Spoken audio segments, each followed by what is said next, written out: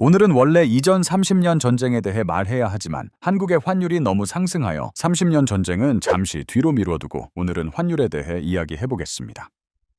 자, 여러분 그거 아세요? 환율이 벌써 1,470원을 돌파했어요. 지금의 환율 상승세로 본다면 1,500원도 금방 올라갈 기세예요. 자, 그럼 환율이 왜 오를까? 최근 한국은행 총재는 환율이 오르는 이유가 서학개미 때문이라고 말하였고, 젊은 사람들이 해외 투자를 많이 하는 이유가 어이없게도 쿨해서 해외 투자를 한다고 말하였어요. 지금 1,500원 가는 거가 뭐 한미 금리차 때문도 아니고 외국인에 의한 것도 아니고 외국인 채권 다 들어오는데, 제가 여러분 이런 얘기하면 저도 많이 걱정되는 게, 제가 젊은 분들이 하도 해외 투자를 많이 해서 왜 이렇게 해외 투자를 많이 하냐고 물어봤더니 정말 깜짝 놀랐어요. 답이 쿨하잖아요. 이렇게 딱 나오더라고요. 무슨 금리 뭐 이런 게 아니라, 그래서 이게 무슨 유행처럼 막 커지는 게 지금, 그래서 그런 면에서 걱정이 됩니다. 솔직히 저도 미장하는 사람으로서 내가 환율을 올린 주범인가 생각이 드는데, 그럼 한국은행 총재 말대로 한국의 환율 상승 주범이 과연 젊은 서학개미 때문인지 오늘 자세히 알아볼게요. 자, 일단 한국은행 총재가 말한 서학개미가 환율을 올렸는지 확인해 봅시다. 서학개미는 11월 말까지 미국 주식 보유액이 약 1,597억 달러예요. 이렇게 보면 와, 아주 많아 보인다, 그쵸? 그리고 서학개미의 10월 순매수는 68억 달러를 기록하였고 11월은 59억 달러를 기록하며 매수세가 아주 강했습니다. 하지만 이 수치로 서학개미가 환율을 올린 주범이라고 할 수 있냐? 서학개미가 환율에 조금의 영향을 끼칠 수는 있어도 지금 이 상태까지 올린 게 서학개미라고 한다면 지금까지 국가 경제는 서학개미가 굴리고 있었다고 해도 과언이 아니에요. 근데 말이 안 되잖아요. 그럼 서학개미가 환율을 올린 주범인지 영상을 계속 봐봅시다. 국민연금은 전체 주식 중 37.3%를 해외 주식을 들고 있어요. 가치는 약 508.2조 원이고요. 이 수치만 봐도 확실히 서학개미보다 국민연금이 투자한 금액이 더 크다는 걸 볼 수 있어요. 그럼 국민연금 때문에 환율이 올랐냐? 그건 또 아닙니다. 서학개미와 국민연금만으로 환율이 움직이는 건 말이 안 돼요. 물론 일부 영향을 줄 수는 있어도 서학개미든 국민연금이든 투자 목적으로 해외 주식을 하고 있는 거여서 서학개미와 국민연금이 환율을 올린 주범이라고는 할 수 없어요.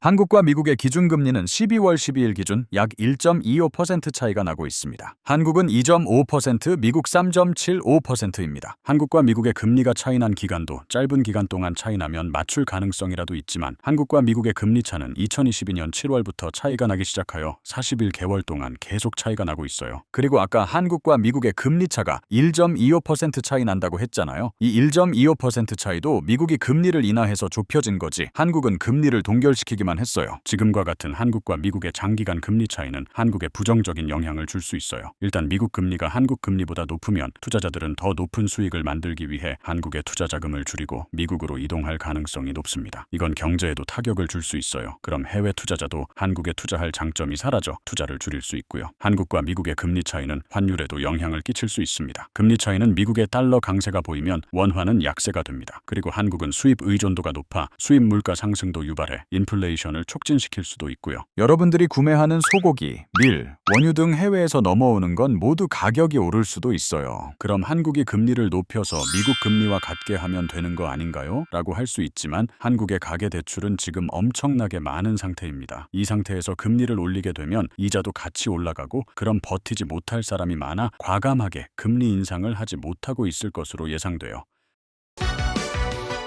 한국의 통화량 증가는 미국보다 훨씬 빠른 것으로 나타났어요. 한국은 2020년부터 2025년까지 통화량 증가율이 52%에 비해 미국의 통화 증가율은 44%에 그쳤어요. 이 수치는 한국이 미국보다 돈을 너무 막 찍어내서 풀고 있다는 것을 의미해요. 이건 원화의 가치를 하락시킬 수 있는 큰 원인 중 하나예요. 심지어 8월, 9월 통화 증가율을 보면 미국의 거의 2배 차이인 걸 볼 수 있어요. 미국은 오히려 달러를 안 풀고 있는데 한국은 원화를 미국의 거의 2배를 풀고 있으니 이건 뭐 환율이 올라야 정상이에요.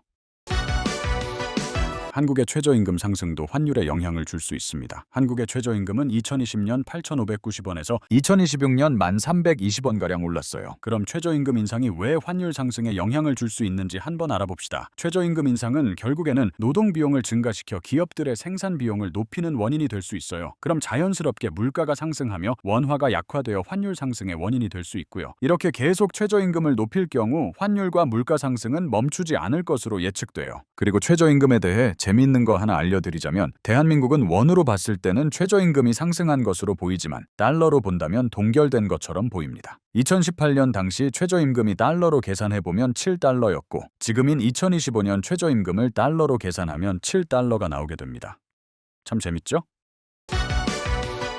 한국의 기업들이 환율 상승으로 인해 환전을 안 하기 시작했어요. 수치로 봤을 때 환전 비율이 90%에서 50%까지 떨어졌어요. 그럼 나머지 외환은 어디에 두었냐? 남은 외환은 환전을 하지 않고 보유하는 방향으로 바꾸고 있어요. 그리고 미국이 기업들에게 대미 투자를 압박하고 있어서 기업들은 달러를 보유하고 있을 수밖에 없고요. 그런데 기업들 입장에서 보면 환율이 오르는 지금 시기에 환전을 하는 것보다 달러를 보유하는 게 기업들 입장에서는 더욱 이득이 커요. 그런데 기업들이 환전을 안 하면 원화가 한국으로 들어오지 않을 거고 앞으로도 환율 상승이 이어진다면 기업들은 더욱더 환전을 안 할 가능성이 클 겁니다.